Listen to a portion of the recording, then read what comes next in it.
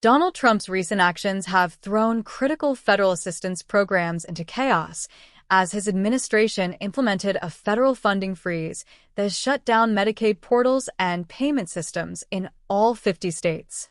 This move has sparked widespread outrage, as millions of Americans now face uncertainty regarding their health care, nutrition assistance, and access to essential services. Democratic Senator Chris Murphy confirmed the gravity of the situation, stating that Connecticut's Medicaid payment system has been turned off and healthcare providers cannot receive payments. This crisis extends nationwide, threatening the healthcare of millions.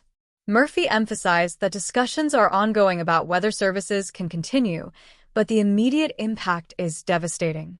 Medicaid, which provides health care for millions of seniors and covers 40% of births in America, is now in disarray.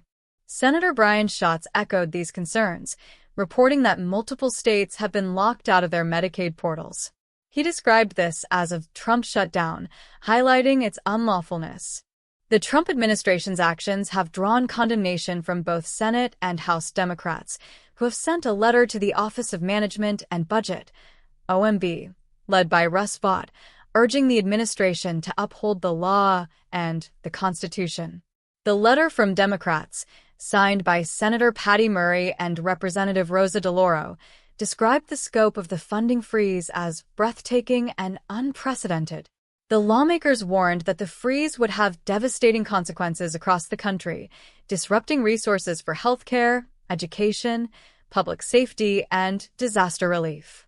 Christopher Hill reported that Tennessee, a state that delivered Trump his largest raw vote margin of victory nationwide, stands to lose about $5 billion in federal grants and loans.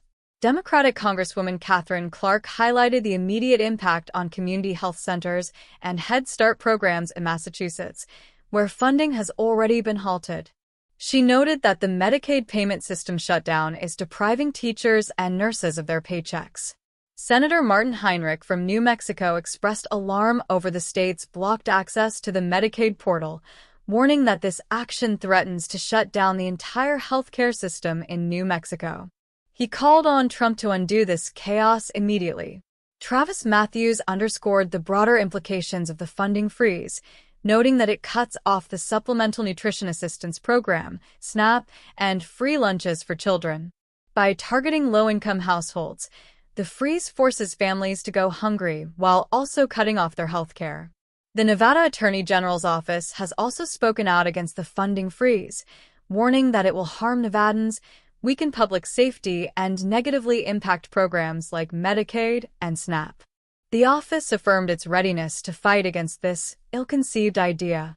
In Florida, Congressman Maxwell Frost confirmed that the Medicaid portal for the state has been shut down, affecting over 3.8 million Floridians. The situation has left families and healthcare providers in turmoil, unable to access critical services.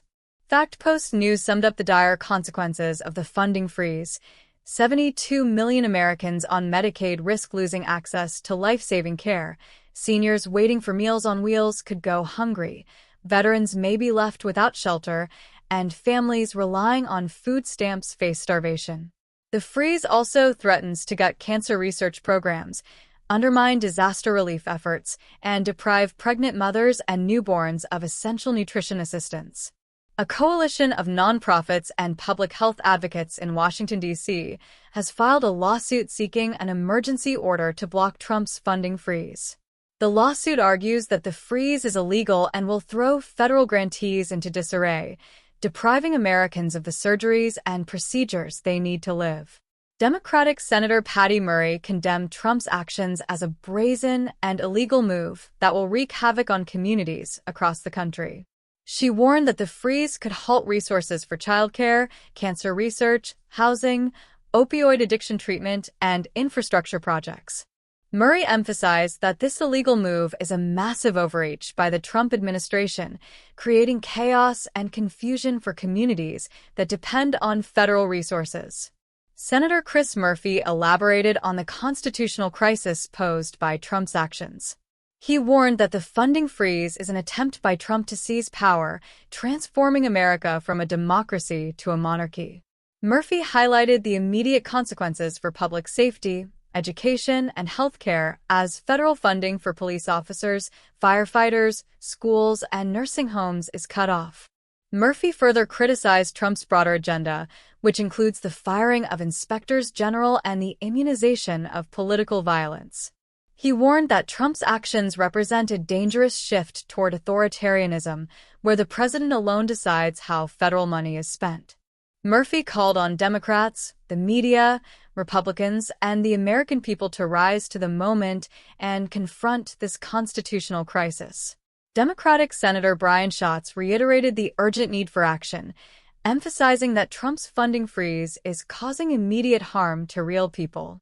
He urged the administration to reverse its decision and restore funding to critical programs.